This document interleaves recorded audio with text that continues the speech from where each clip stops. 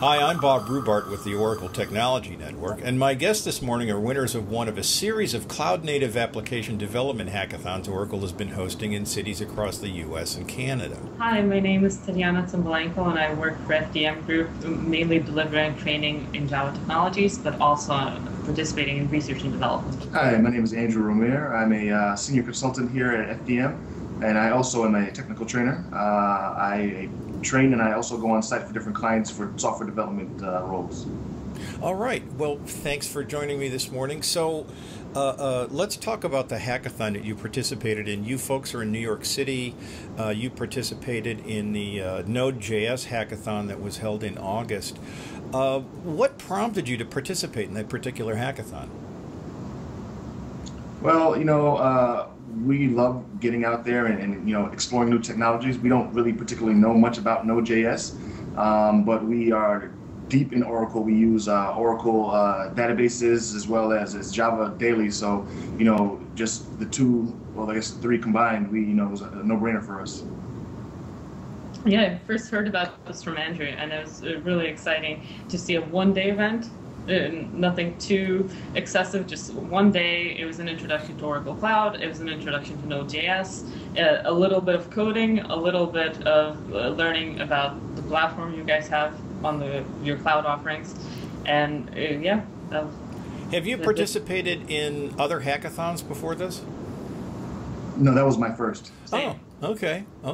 So tell me about the experience. What did you encounter when you first showed up? Sure. Well, the way it was laid out was essentially it was meant to introduce the cloud offerings that you guys have, and then they showed us a Node.js application that was already done, and the coding task that was actually introduced later in the day was to improve it in some way, and that was up to us. So we were already handed an application, and as Andrew said before, we did not have too much experience with Node or Angular, so just a little bit of an introduction, and it was definitely a bit of a challenge to see how we can extend the application in a way that was in line with our existing skill set.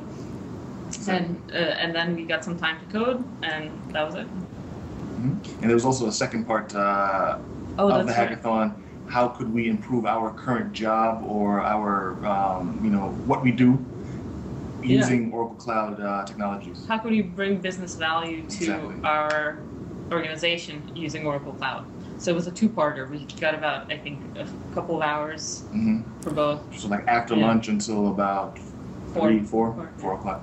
So what can you tell me about the this initial application that you were handed, that you were instructed to improve? Sure, it was a marketplace application, just like Craigslist, and it allowed users first of all to log in and to post items up for auction or bid on other items as well. So all of that was already in place, and it was built with Node and Angular. For us, Angular was the big new thing, so new element in the mix, so that's what we focused on the most, and all the pieces seemed to fit together very nicely. It was definitely interesting to see an application that is architecturally different from what we're used to looking at every single day, so very exciting. So tell me about the hack. What did you do to improve that application? So our hack, we implemented. We had a grand idea, but the time constraints kind of reduced our our implementation. But we decided to be able to kind of upvote and favorite different items in the application. So if you see something, you could say. Actually, it was the comment section of the item, so you can comment on the item. Sorry, not the actual item. So it's you can comment on the products that are offered, and we had a system where each user could either upvote themselves or they could vote someone else's comment. So if someone's comment was helpful for your item, you could select that comment and vote for that comment to be upvoted on the list of comments. And about how long did it take you to accomplish that hack? That's a good question, because we started, and I don't think we weren't even going to try.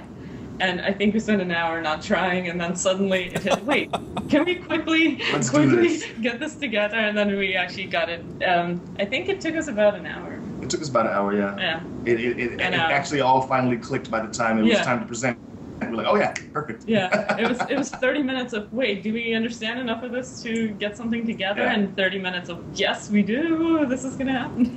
And Yeah. how did your hack for this particular application relate to the type of work that you typically do on a day-to-day basis? Well, we train a lot, you know, being able to take an existing application and implement some new kind of functionality and learning technology on the fly, it's a lot of what we teach here. You know, sometimes we have people who don't know much about certain technologies. We introduce the technology to them, kind of show them a brief overview, a high-level overview, show them an example of the implementation of that, and let them go at it. So it is pretty much, we just switched roles for a day. We became the trainees instead of the trainers for a day. It sounds like the subplot of a kung fu movie, but well, so what did you take away from this experience? Personally, I was always apprehensive about these types of events, you know, about maybe pulling something together that, you know, getting enough momentum to actually make something that's interesting and useful. And I will definitely start seeking out a lot of these types of events so I can learn from them more. Yeah. It was really great to get the confidence within Angular and Node and that kind of stack that, hey, I can actually pick this up and use this, not a problem. The Oracle Cloud was also very nice and easy to use, straightforward, so definitely keeping that in mind if we have any similar needs in the future. Andrew? Well, I like Tatyana said, I think the confidence to actually go out on a hackathon, you always think that, you know, all the geniuses are going to the hackathons and I stand no chance, right? But after doing this, I definitely have the confidence that I'll definitely get out there and it's fun. It's actually fun. Yeah. You know, you realize that everybody is there for the same reason. You just want to learn and build some new cool stuff together, and it's a great environment. And then afterwards, you kind of hang out and mingle and meet new people, and it's a great time. I would think too that you know, the skills you pick up and the experience of participating in a hackathon has to help you in your day-to-day work as trainers. Well, yeah, definitely, 100%. You know, we have requirements from clients. They always want you know, a little bit of this, a little bit of that, something new that we might not have at the moment. And so we're always trying to augment our skill sets so we can, you know, provide those kind of training. And myself, I go out on client sites as well. So, you know, having the ability to adapt in different environments, it's 100% useful. You mentioned training. That was the primary motivation for coming out to this event, was to pick up some skills in these particular technologies, Node.js, Angular. But it actually evolved into a different type of experience for me personally, because I was looking at it more from a training perspective. And I was actually very impressed that given 1 hour and actually a minimal, no introduction to Node.js, no introduction to the actual, very little introduction to the actual technical components, and just given an application, we were able to get to a point where 2 hours later we had something working, we had this working, and it was really a great experience. So for me, that's inspirational as a trainer. So, because I work on a lot of training design as well, so it's definitely useful for me going forward to think about the types of projects that would make sense to give our trainees and how to facilitate these projects better. So it's always good to have a mix of different techniques when you're training. And are these technologies showing up on your radar now as trainers, Angular and Node.js? Absolutely. Definitely 100%. This is actually something that comes up enough for us to always have a little bit of a requirement for, but not enough to start an entire program and go full force at it. So, but it's always in the background. It's always also some Angular, also some Node, also. It's always in the also. So it's definitely on the rise, I would say. What about the native cloud development? Are you running into that now? Or are clients asking for that kind of training? Are they? It does get mentioned. It does get mentioned, but actually, as we as we said during the hackathon, the interesting bit there for us is to apply the cloud platforms to the work we do here. So as Andrew said before, we use different kinds of environments in training. One client would say, okay, Java. Another client would say, okay, .NET. We need some people trained up in .NET. So we need to have those types of environments available and ready to go.